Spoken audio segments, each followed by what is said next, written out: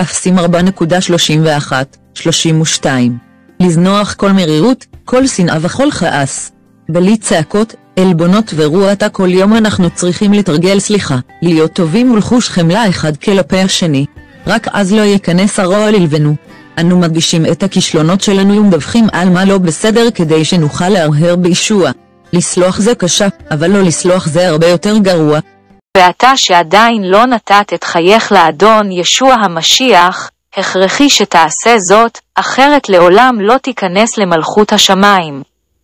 כי כתוב התגלות 20.15 שכל אדם שלא נמצא שמו בספר החיים נזרק לאגם האש, שם הוכן לשטן ולשדים שלו.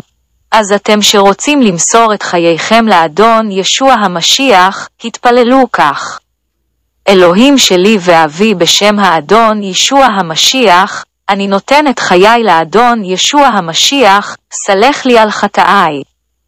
אני יודע שהאדון ישוע המשיח מת על הצלב של גלגולתה כדי להציל אותי, מעתה והלאה אני רק אעבוד את האדון ישוע המשיח ברוח ובאמת. הצילו אותי ואת כל משפחתי בשם האדון ישוע המשיח.